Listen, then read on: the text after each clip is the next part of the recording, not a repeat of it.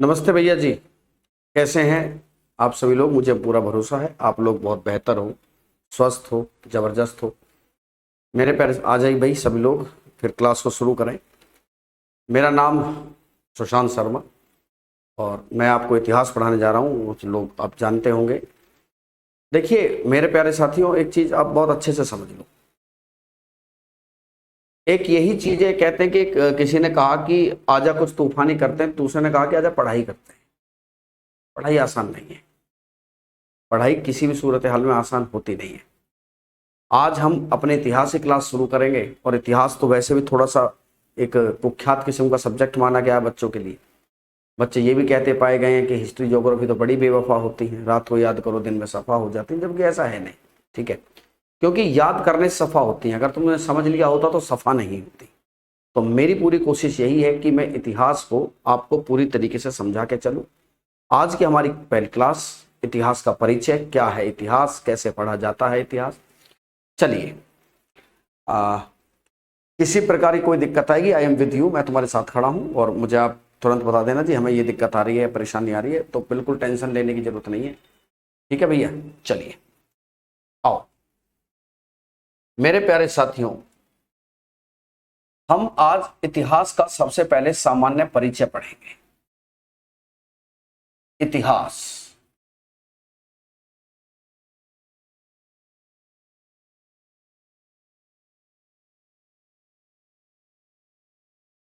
इतिहास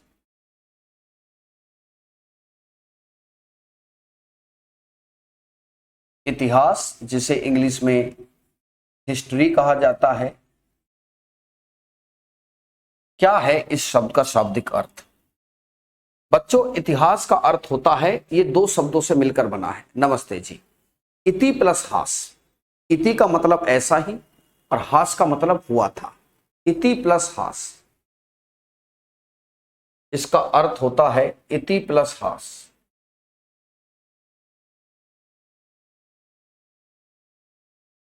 इसका अर्थ होता है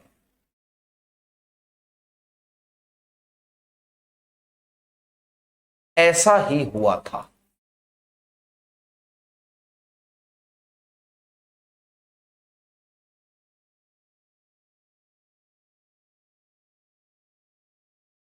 ऐसा ही हुआ था, that is study of past. Hindi English में किसी बच्चे को कोई समस्या आती है तो वो रोक के मुझसे पूछ ले, ठीक है ना। Sachin Yadav ji, what A question आपका। सर जी इतिहास का सिलेबस कब तक पूरा हो जाएगा? भैया शुरुआत तो हो जाने देते। शुरुआत होना हुआ नहीं है। अब ये सर पहले सिलेबस बता दो, कैसे व्यक्ति हो तुम? कैसे व्यक्ति हो? पढ़िए शांति से, हाथ जोड़ के विनती है। ठीक है, द स्टडी ऑफ पास्ट, जिसे हम अतीत का अध्ययन कहते हैं।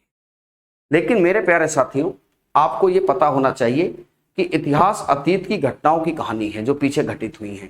लेकिन पीछे क्या क्या घटनाएं घटित हुई हैं, उनसे यह पता चलता है कि भाई या तो कोई आदमी आपको बोल के बता दे कि देखो ऐसा हुआ था, या कोई लिख के बता दे। तो अगर मैं गलत नहीं हूं तो आप ये कोशिश करोगे कि चीजें लिखी हुई जो हैं वो ज्यादा जो है ऑथेंटिक मानी जाती हैं। तो पहले इतिहास को लिखने की परंपरा थी नहीं। पहले घटनाओं को एक दूसरे के बोलने के माध्यम से समझा देते थे कि भाई देखो पहले ऐसा हुआ था, इस बात को याद रखना। देखिए पहले क्या हुआ था। सबसे पहले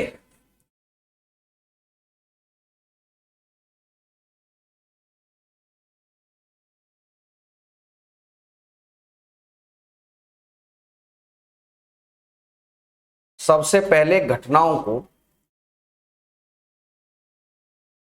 सुनकर आगे प्रेषित किया जाता था, या सुनाकर हम आगे प्रेषित करते थे।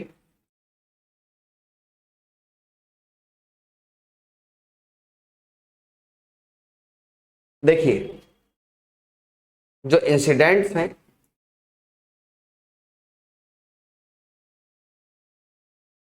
Forwarded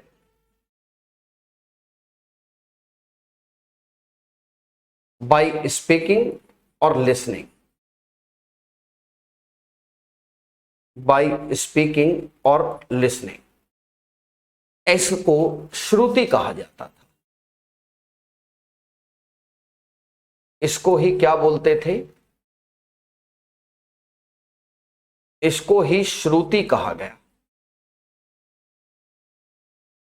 it is known as Shruti.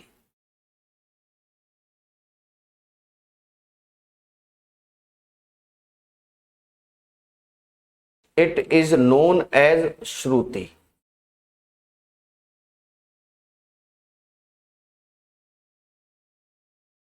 क्या कहा गया है? श्रुति कहा गया है। अब अगर मैं आपसे एक बात पूछूं कि क्या अगर कोई चीज सुनकर आगे सामने आ रही है ना, तो क्या आप उसे विश्वास करोगे? आप पे साथ लोग कहेंगे कि नहीं सर देखो बात ऐसी है जी, सुनने वाली चीजें गड़बड़ हो जाती है, गुरुजी कुछ लिखित हो तो ज्यादा अच्छा है। सबसे पहले इतिहास को लिखने की जो कहानी शुरू की वो हेरोडोटस था। इतिहास को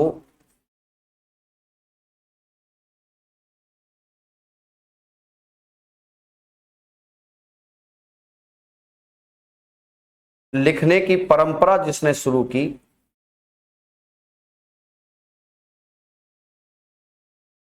परंपरा को हेरोडोटस ने शुरू किया।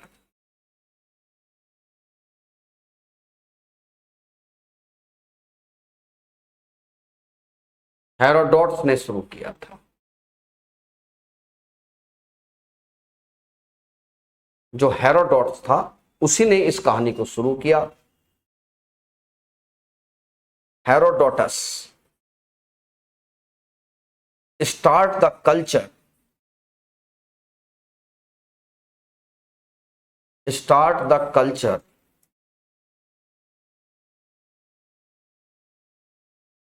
To write the history.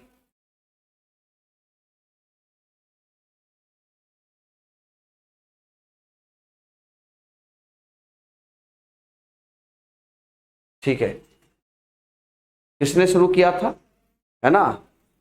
तो हाँ, जो भाई सौदा की तरफ से मसाला लगा देता है, यही बात सही है। इसीलिए जो हेरोडोटस है उसे इतिहास का पिता कहते हैं। हेरोडोटस को ही, हेरोडोटस को इतिहास का पिता कहा जाता है।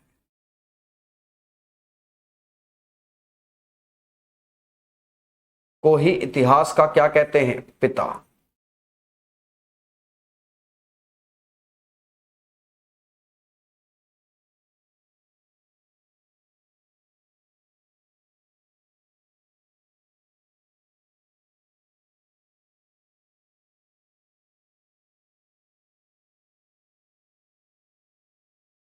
इज नोन एज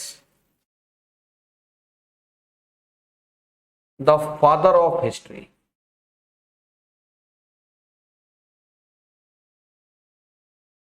हेरोडोटस को ही इतिहास का क्या कहते हैं? पिता कहते हैं। हेरोडोटस को इतिहास का पिता कहा जाता है। तो इन पॉइंट्स को याद रखिए। अब सवाल ये आता है, सर ये बताइए हेरोडोटस कौन है? Who is Herodotus? हेरोडोटस कौन था?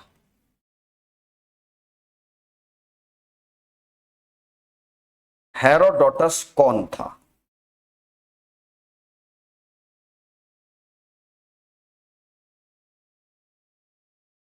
Who is Herodotus?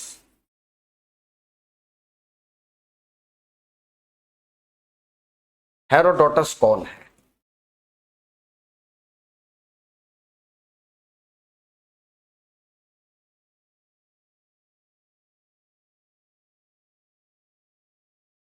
हेरोडोटस यह एक यूनानी इतिहासकार है। यह एक यूनानी इतिहासकार था। यूनान समझते हैं, ये वहां का इतिहासकार है। ठीक है ना?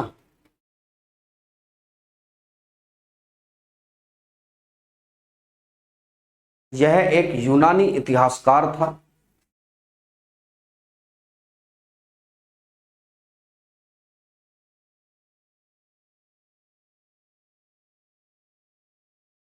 He was a Greek historian.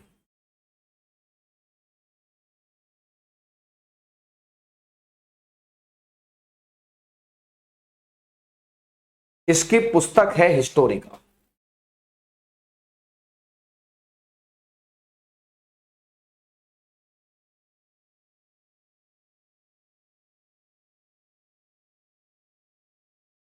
कौन सी बुक है? हिस्टोरिका।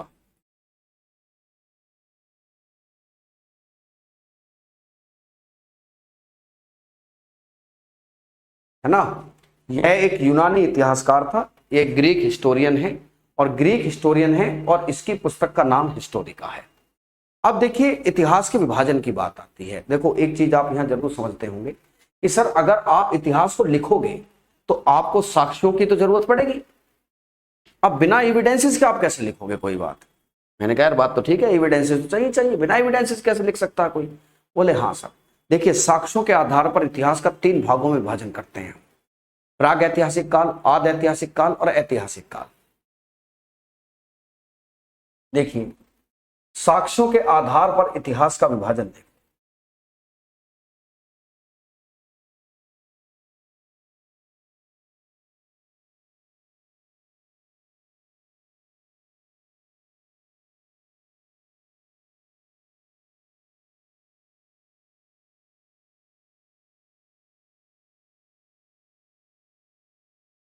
साक्ष्यों के आधार पर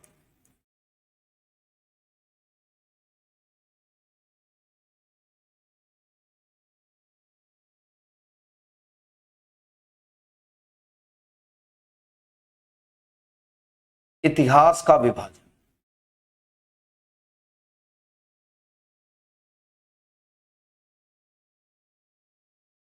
देखिए साक्ष्यों के आधार पर हम इतिहास का विभाजन 3 भागों में करते हैं।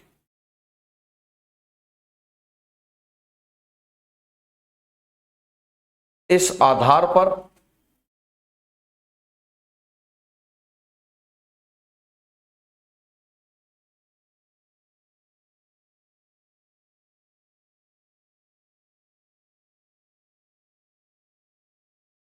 तीन भागों में करते हैं।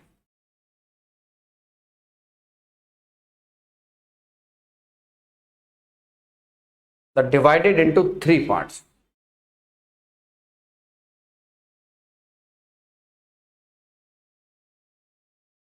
On this basis,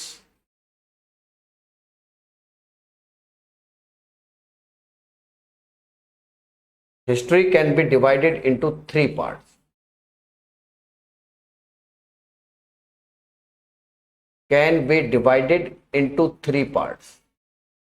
आप 3 भागों में बांट सकते हो इतिहास को, अगर आप एविडेंसेस के बेस पर ही बांटना चाहते हो।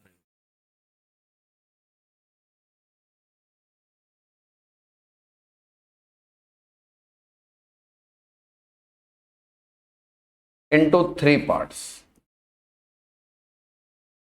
पहला प्राग ऐतिहासिक काल।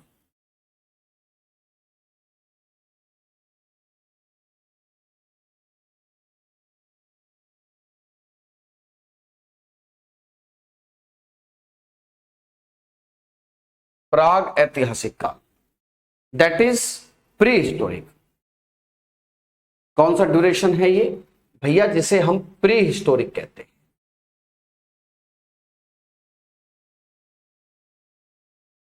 ये वो समय है जब किसी प्रकार का कोई लिखित साक्ष्य नहीं मिलता।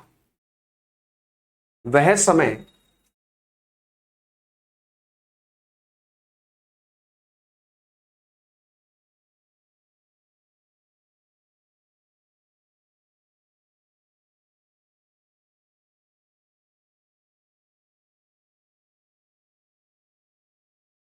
जब कोई लिखित साक्ष्य नहीं,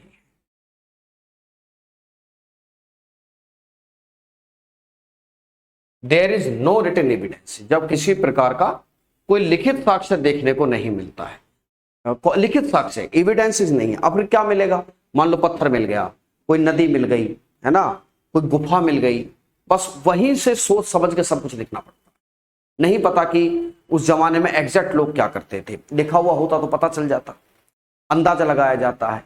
कोई पत्थर का उपकरण मिल गया, कोई नदी मिल गई, है ना, कोई गुफा मिल गई, उस पर कोई चित्रकारी मिल गई, कोई हड्डी का मिल गई, जैसे लगा कि मान लो कोई मूर्ति जैसी है ना, बर्फ के नीचे वनस्पति के साक्ष्य मिल गए, वहां से अंदाजा लगाया कि क्या खाते पीते रहे होंगे। किसी जानवर की हड्डी मिल गई तो कौन से जानवर रहे होंगे। कहीं एक साथ बहुत सारी हड्डियां मिल गई तो पता लगता होगा कि या तो एक कब्रिस्तान है ना, या जब कब्रिस्तान यहाँ है तो आसपास ये लोग रहते भी होंगे। इस तरीके से बातें जो है पता चलती थी। ठीक है, there is no written evidences.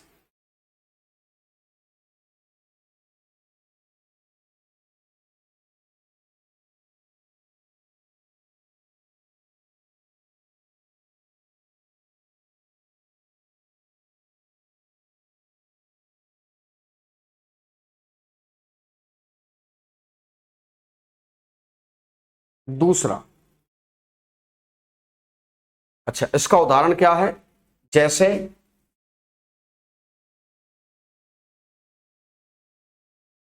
जैसे पाषाण काल,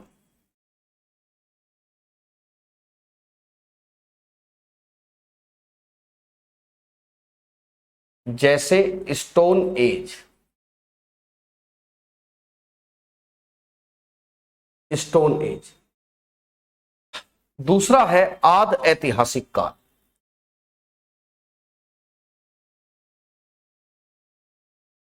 जिस आद ऐतिहासिक काल,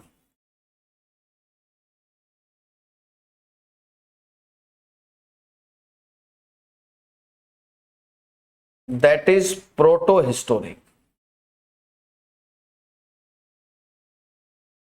कौन सा time period, proto historic.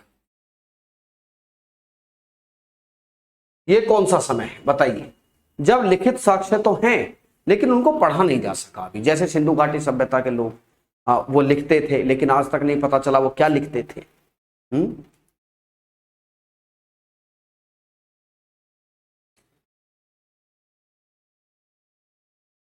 Radhe Radhe ji. वह समय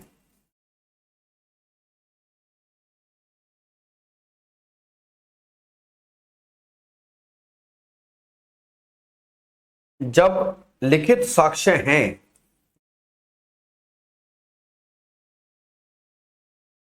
लिखित साक्ष्य जब रिटन एविडेंसेस हैं,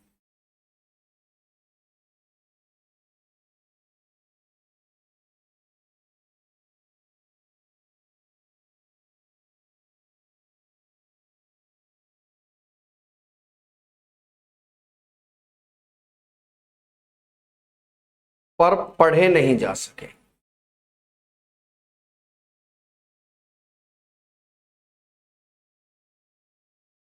नॉट डेसिफर्ड,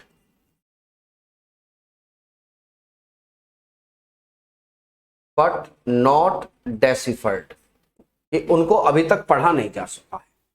पता तो चल गया कि ये लोग लिखते थे, बट आज तक समस्या ये रही कि हम उनको पढ़ नहीं पाए। जैसे इसका क्या उदाहरण है,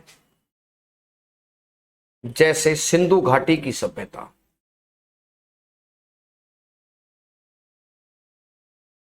जैसे सिंधु घाटी की सभ्यता,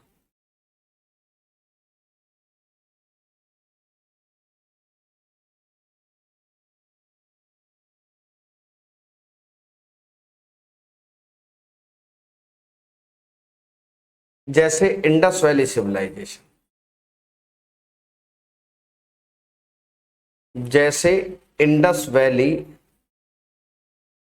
सिविलाइजेशन। ठीक है, आपको पता होगा जैसे सिंधु घाटी सभ्यता के लोग जो हैं, जैसे मैं लिख रहा हूं, आप मुझको देखिए, मैं ऐसे लिख रहा हूं, मैं लेफ्ट टू राइट लिख रहा हूं, वो राइट टू लेफ्ट लिखते थे। क्या लिखते थे, राइट टू लेफ्ट। और वो भाव चित्रात्मक लिखते थे, क्या लिखते थे, है ना, भाव चित्रात्मक लिखते थे, राइट टू लेफ्ट लिखते थे, इस तरीके से लिखते थे, भाव चित्रात्मक जिसे पिक्टोग्राफी कहते हैं, उस तरीके से वो लिखा करते थे। तो सिंधु घाटी सभ्यता के जो लोग हैं वो अभी तक हम लिखित साक्ष्य हैं पर हम उन्हें पढ़ नहीं पाए। थोड़ा लिख लो कि जैसे पता चलता है,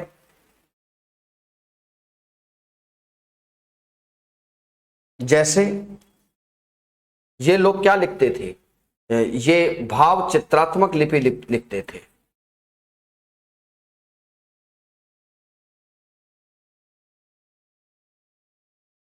ये भैया क्या लिखते थे, पिक्टोग्राफी लिखते थे। और ये राइट टू लेफ्ट लिखते थे।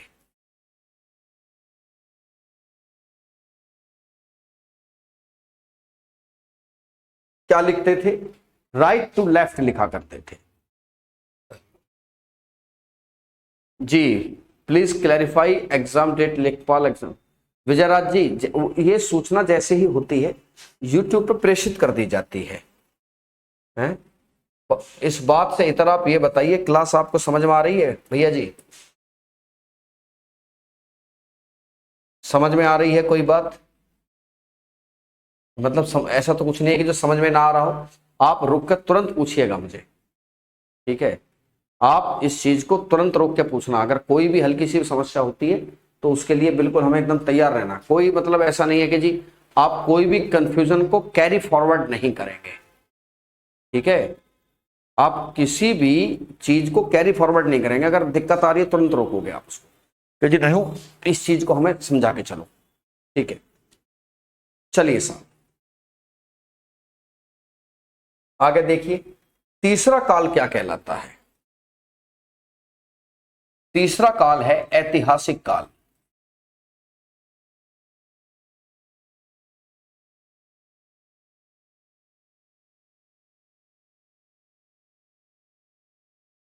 That is historic.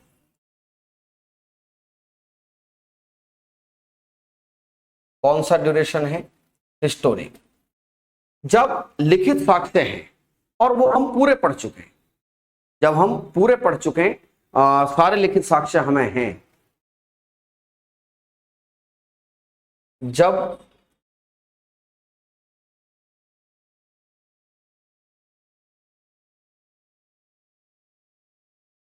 लिखित साक्ष्य हैं और उन्हें पढ़ा भी जा चुका है और वो पढ़े जा चुके हैं और वो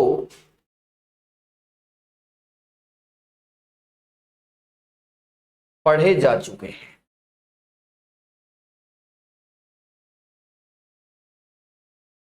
Written evidences are available and also deciphered.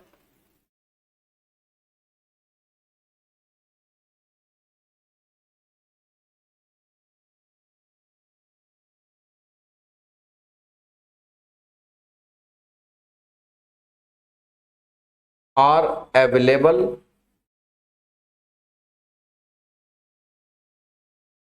and deciphered also.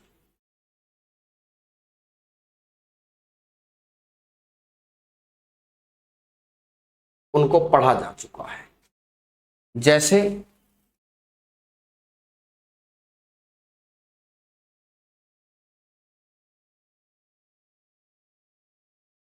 सूत्र काल के बाद का समय,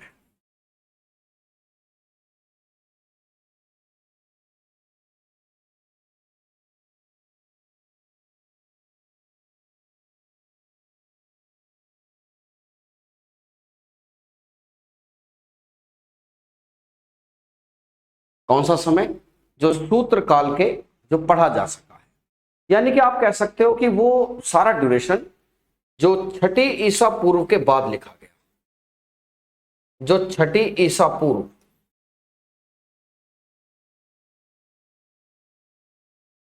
छठी ईसा पूर्व के बाद जो लिखा गया है, छठी ईसा पूर्व के बाद जो लिखा गया, वो सारा का सारा समय किसमें आता है? वो सारा का सारा समय आपका हिस्टोरिक में आता है। किसमें आता है? हिस्टोरिक में। अब आप आगे चलिए। तो ये तो हुआ साक्ष्यों के आधार पर विभाजन, लेकिन इतिहास का एक विभाजन और है, धातु के आधार पर। किसके आधार पर? धातु के आधार पर। देखिए, धातु के आधार पर इतिहास का विभाजन।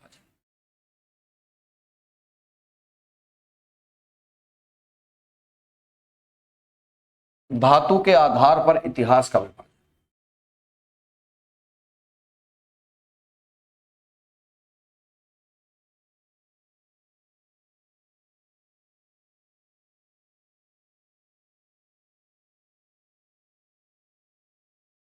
धातु के आधार पर इतिहास का विभाजन।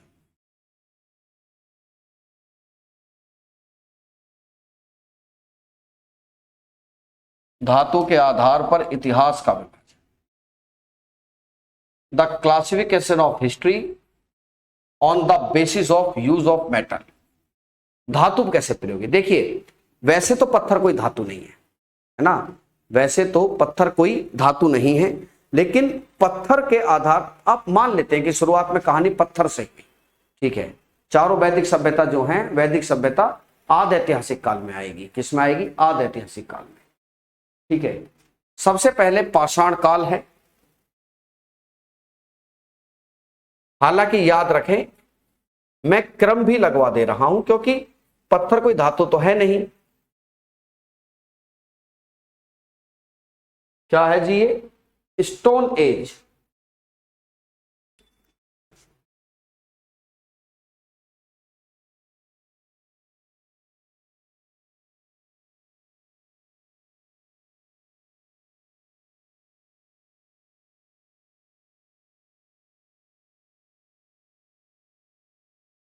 स्टोन एज, उसके बाद तांबा आया, तो आया ताम्र पाषाण काल, जिसे हम चैल्कोलिथिक कहते हैं।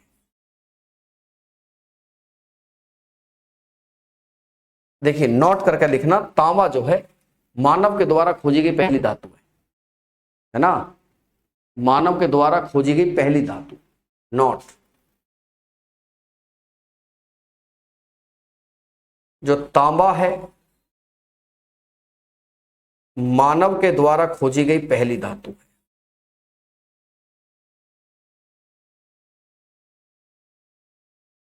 अच्छा, मुझे एक बात बताओ, जैसे एक बच्चे कमेंट कर रहे हैं कि सर पीडीएफ से पढ़ाओ।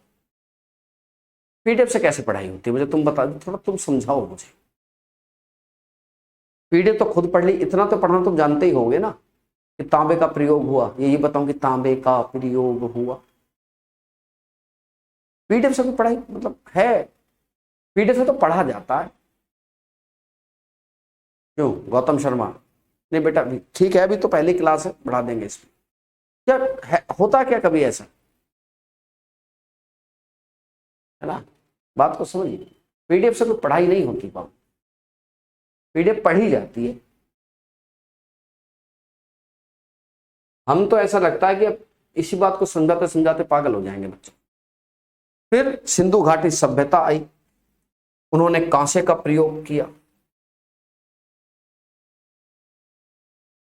आती है कांस्य युगीन सभ्यता।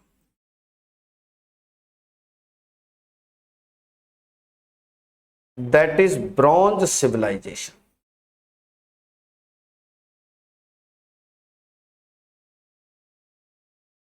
उसके बाद आती है लोह युगीन सभ्यता।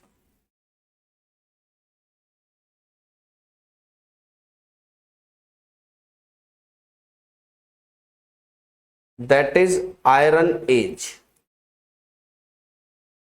कौन सी सभ्यताएं हैं? लोह युगीन सभ्यताएं, ठीक है। कौन सी है? लोह युगीन, और वर्तमान में यही चल रही है।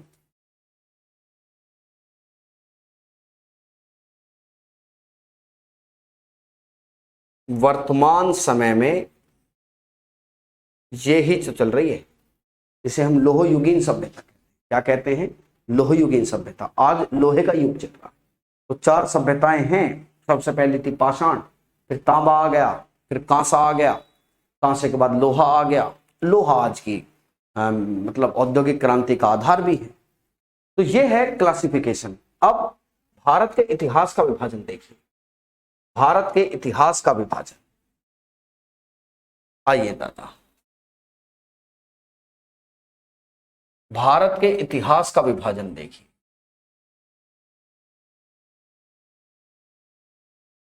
भारत के इतिहास का विभाजन,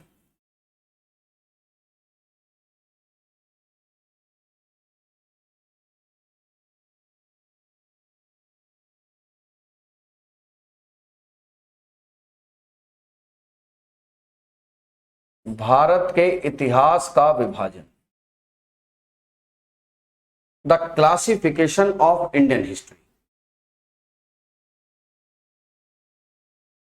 देखिए, भारत के इतिहास का विभाजन हम 3 भागों में कर सकते हैं।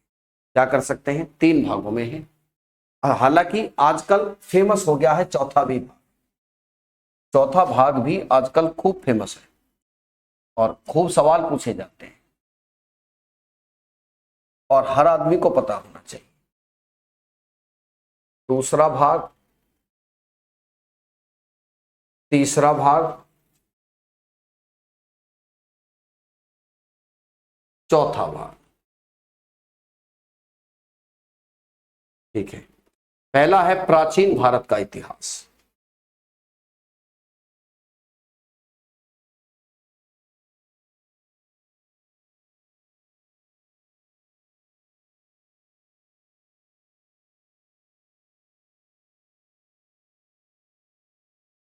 The history of ancient India.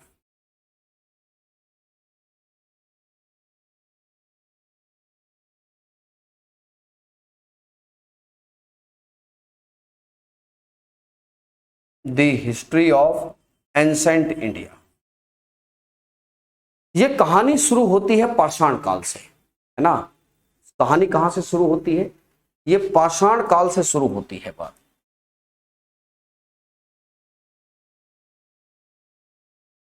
कहां से भैया? पाषाण काल से शुरू होकर 712 ईस्वी में ये कहानी शुरू हुई। देखो, एक तरीके से इतिहास का विभाजन कैसे करोगे आप, है ना, कि भाई मैं ये कह दूं अगर कि भाई नहीं भैया अब पुराना जमाना नहीं रहा, तो तुम ये नहीं कह दोगे कि हाँ सर सही कह रहे हो, नया जमाना आ गया। क्या है ना, क्या है जी? नया जमाना आ गया। तो कैसे पता चलेगी कि पुराना जमाना नहीं रहा, नया जमाना आ गया है? तो हम बदलाव देखते हैं आसपास कि नेता बदल जाते हैं, समाज बदल गया है, लोगों की सोच बदल गई है, और यहां तक होते होते बात भी आ जाती है कि कई बार, ठीक है, कई बार तो धर्म तक बदल जाते हैं, रहने सहने का तरीका बदल जाता है। तो बदलावों के आधार पर हम कहते हैं प्राचीन भारत का इतिहास। मध्यकालीन कुछ होता नहीं है, बदलाव जब हो रहा होता है तो उसे मध्यकाल कह देते हैं। तो इसी समय एक बहुत बड़ी घटना हुई। इसी समय भारत पर मोहम्मद बिन कासिम का आक्रमण होता है। किसका आक्रमण?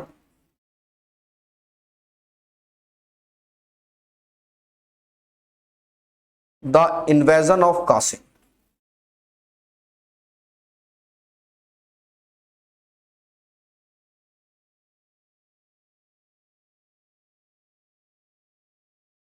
मोहम्मद बिन कासिम आया। मोहम्मद बिन कासिम के बाद भारत के इतिहास में एक तब्दीली देखी गई।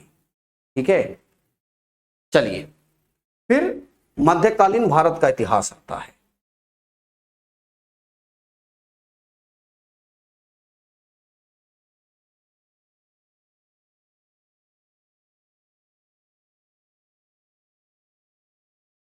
मध्यकालीन भारत का इतिहास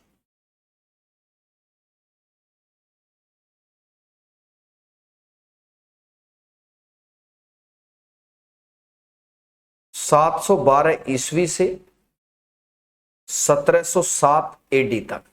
तो नो डाउट आप इस बात को समझते होंगे कि इसका मतलब 1707 में भी सर कुछ ऐसा हुआ जो चीजें बदली। ठीक है ना, चीजें बदली।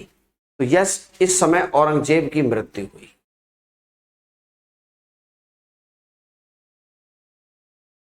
औरंगजेब की क्या होती है? मृत्यु। दुनिया का नियम है जी, ये दुनिया का नियम ये कहता है कि हमेशा सत्ता किसी की नहीं रही। लोगों को गुरूर हो जाता है कि सत्ता हमारी रहेगी। मैं कह रहा हूं कि सत्ता किसी की नहीं रही। जिस चीज का आगे आने का समय आ चुका है ना, वो चीज आगे आएगी। तुम्हारी हिम्मत नहीं, आप रोक पाओ, किसी की हिम्मत नहीं है। अगर किसी चीज के आगे आने का समय आ चुका है तो कोई माइकल लाल इस धरती पर नहीं पैदा हुआ जो रोक ले। हाँ, गुरूर होता है कई बार लोगों को कि हम करते हो कुछ नहीं। तो अगर बदलाव का समय आ गया, अगर कंपनी को आना ही है, देखो समय आ गया था, औरंगजेब की मृत्यु हो गई थी। औरंगजेब की मृत्यु के बाद मुगल साम्राज्य नीचे की तरफ गया। औरंगजेब की मृत्यु हो गई।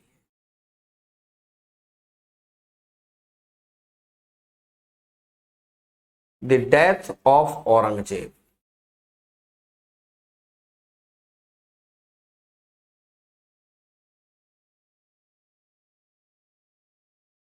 डेथ ऑफ औरंगजेब, ठीक है। फिर आता है आधुनिक भारत का इतिहास। आधुनिक भारत का इतिहास।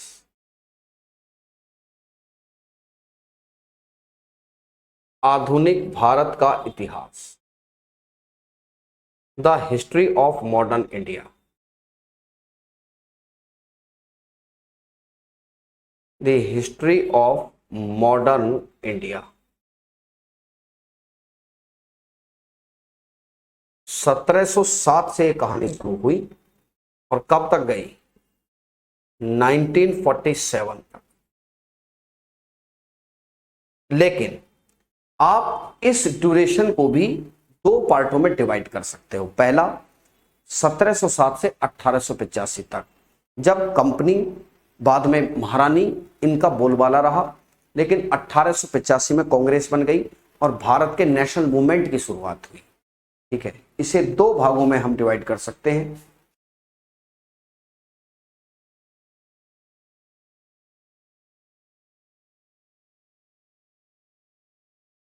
सत्रह सौ सात से 1885 तक।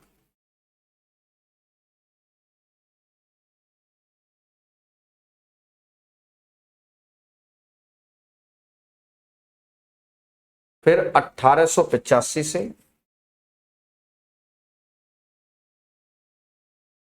1947 तक। ये पहले शुरुआत में कंपनी थी, फिर 1857 की बगावत हुई, और बगावत के बाद क्या हुआ? बगावत के बाद हुआ ये कि कंपनी को हटा दिया गया, शासन सीधा ब्रिटिश क्राउन ने अपने हाथ में दे दिया। कंपनी और क्राउन का उदय। क्राउन का मतलब है महारानी। ये लोग साम दाम दंड भेद अपनाते रहे और आगे आते रहे। क्या हो गया? कंपनी और क्राउन का उदय हो जाता। लेकिन 1885 में एक और घटना हुई, कांग्रेस की स्थापना। यहां से शुरू होता है नेशनल मूवमेंट। अब यूं तो आदमी, इंसान अगर चाहे तो नेशनल मूवमेंट को भी तुम दो भागों में बांट सकते हो, 1885 से 1917, क्योंकि 1917 में भारत के इतिहास में एक ऐसी घटना हुई कि जिसे गांधी युग कहते हैं। क्या कहते हैं? गांधी युग। इसे भारत का स्वतंत्रता संघर्ष कहते हैं। क्या कहते हैं जी? भारत का इंडियाज स्ट्रगल फॉर इंडिपेंडेंस। क्या कहते हैं इसे? इंडियाज स्ट्रगल फॉर इंडिपेंडेंस, है ना। 85 नहीं, 57 नहीं बेटा, 85 ही है, क्योंकि भारत का स्वतंत्रता संघर्ष 1885 से शुरू माना जाता है। इससे 1885 से। फिर क्या हुआ भैया? आजादी के बाद का भारत।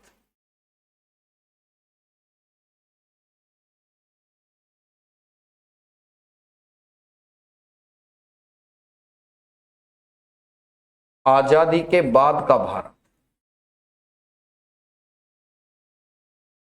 ठीक है ना। India after independence.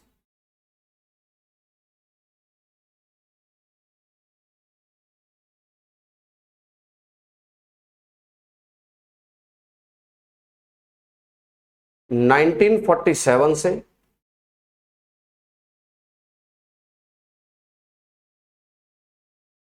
1991 तक। ये भी एक सेक्शन है। अब एक बच्चे का सवाल है, वो बिल्कुल जायज सवाल पूछ रहा है। ठीक है, गुरुजी आपका नाम क्या है? मेरा नाम सुशांत शर्मा है भैया, है ना। तो अब यहां से भी कई बार सवाल बनने लगे हैं। आजादी के बाद का भारत, क्योंकि 1991 में राव मनमोहन रिफॉर्म्स आए थे, तो वहां से कहानी बनने लगी है। तो ये है हमारे इतिहास का विभाजन, the classification of Indian history.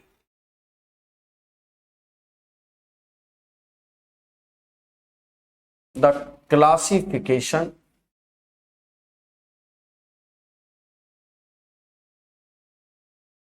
Of Indian history.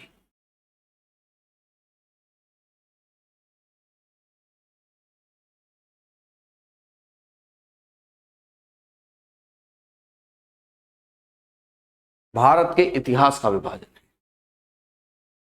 ठीक है, कोई दिक्कत है यहां पे? ठीक है, चलिए, तो ये एक टॉपिक था जो हमने खत्म किया, जिसे इतिहास का परिचय कहते हैं। अब हम कल अपना पहला टॉपिक पाषाण काल पढ़ेंगे। ठीक है, या अगर देखो, ये आपके ओपिनियन पर डिपेंड करता है, तुम सब लोग यहाँ मौजूद हो, तो अगर हम डिस्कस करना चाहें, या तो आप प्राचीन भारत पढ़ लीजिए, मध्यकालीन या आधुनिक। लेकिन कई बार ऐसा भी होता है, कुछ बच्चे ये भी कहते हैं कि सर आधुनिक भारत को पढ़ा दीजिए पहले, है ना। कुछ लोग कहते हैं प्राचीन भारत को पढ़ा दीजिए। अच्छा, बहुत कम लोग, संख्या ऐसी है जो ये कहती है कि मध्यकालीन भारत को पढ़ा दीजिए। ज्यादातर लोग जो है आधुनिक भारत को ही कहते हैं कि आधुनिक भारत को पढ़ा दीजिए। कुछ लोग ऐसे भी होते हैं कि नहीं सर, प्राचीन भारत से ही पढ़ाइए। तो उसमें मैं थोपूंगा नहीं आप पर, मैं ऐसी कोई बात आप पर थोपना नहीं चाहता। I will not impose you कि भाई मैं कह रहा हूं तो आप ये पढ़ो, है ना। अन्नू चौरसी, सुन लो बेटा, तो ऐसे में आपका ओपिनियन मैटर्स फॉर मी। ठीक है, कितने दिन में खत्म होगा? एज सुन एज पॉसिबल खत्म करेंगे। हाँ, थोड़ा फास्ट करा देंगे, लेकिन फास्ट के चक्कर में ऐसा नहीं करेंगे कंटेंट छोड़ देंगे। ठीक है, आप अपने अनुसार पढ़ाइए गुरुजी, हमारा छोड़िए। ठीक है, फिर भी अगर किसी बच्चे का कोई ओपिनियन, सर मॉडर्न पढ़ाइए सर जी, तो मैं चाहूं तो 1 मिनट तो मैं दे सकता हूं इस बात के लिए कि आप थोड़ा सोच विचार करके इसको दीजिए। ठीक है, तो मैं देख पा रहा हूं कि मॉडर्न के रिगार्डिंग ज्यादा चीजें निकल कर आ रही हैं। देखो, तरीका तो यही है कि प्राचीन भारत से पढ़ें, लेकिन अगर कोई मुझसे ये पूछ ले कि जी सवाल सब ज्यादा कहां से आते हैं, तो सवाल सब ज्यादा भैया आधुनिक भारत से ही आते हैं। ये भी बात पक्की है, ये भी बात पक्की है। हाँ, मॉडर्न के ही ज्यादा आ रहे हैं। तो हम एक काम करते हैं, हम मॉडर्न हिस्ट्री से क्लास शुरू करते हैं। ये मेरा विश्वास करना कि आपको एक पीले पैसे की भी दिक्कत नहीं होगी, पीली पत्ती की भी इतनी सी भी दिक्कत नहीं होगी, है ना। मैं कर ले जाऊंगा, निश्चिंत रहो आप, मेरा भरोसा रखो, मैं अपने आप चीजों को सेटल डाउन कर दूंगा। और इस रिगार्डिंग तो परेशान लेने की जरूरत ही नहीं है। ये समझना कि जब गुरुजी कह रहे हैं ना, तो वो करा देंगे अपने आप। ठीक है, तो हम इस हेल्थी डिस्कशन से कहां पहुंचे? हम इस हेल्थी डिस्कशन से ये पहुंचे कि हमें आधुनिक भारत से शुरुआत करनी चाहिए। आधुनिक भारत 1707 से शुरू होगा, और ये कहानी औरंगजेब की मृत्यु से शुरू होती है। औरंगजेब की मृत्यु के बाद धीरे धीरे मुगल साम्राज्य पतन की तरफ जाएगा, और सबसे पहले तो उस पर इंडियन ताकतें निगाह लगाएंगी दिल्ली पर, लेकिन भारत की ताकतें आपस में लड़ेंगी, और उसी समय मौका मिल जाएगा ईस्ट इंडिया कंपनी, क्योंकि ईस्ट इंडिया कंपनी भी अपनी साथी कंपनियों से बहुत आगे आ जाएगी। ठीक है, इधर भारत की ताकतें भी आपस में लड़ लड़ के लगभग बहुत कमजोर हैं, तो यही ईस्ट इंडिया कंपनी सब पे कब्जा कर लेगी, जहां से शुरू होगी एक ऐसी कहानी, एक ऐसी काली रात की कहानी जिसकी सुबह का अंदाजा नहीं था, और वो सुबह अगर हुई तो 200 वर्षों बाद हुई। कुछ लोग ये भी कहते हैं कि आधुनिक भारत का इतिहास 1757 से शुरू होता है। इसके पीछे क्या लॉजिक है? 1757 में एक युद्ध लड़ा गया था जिसे प्लासी का युद्ध कहते हैं। लोगों ने कहा था कि वास्तव में भारत की जो गुलामी की शुरुआत है वो 23 जून 1757 प्लासी के युद्ध से होती है। लेकिन मेरे प्यारे भाई, जनरल ओपिनियन, जो मोस्ट यूनिवर्सल एक्सेप्टेंस जिस बात को है, वो यही है कि कंपनी और क्राउन की कहानी शुरू हुई 1707 से। कब से शुरू होती है? 1707 में। ठीक है, गाइड करें, गाइड का भैया देखो, ऐसा बीच बीच में हम आपको चीजें बताते रहते हैं। जब हम साथ चलते रहेंगे आप और हम लोग, तो मैं बीच बीच में बहुत सारी बातें आपको बताता रहूंगा। ठीक है, तो हम आधुनिक भारत से अपनी क्लास की शुरुआत करेंगे। इससे आधुनिक भारत से। चलिए भैया, धन्यवाद। ठीक है, कल मिलते हैं। नमस्ते।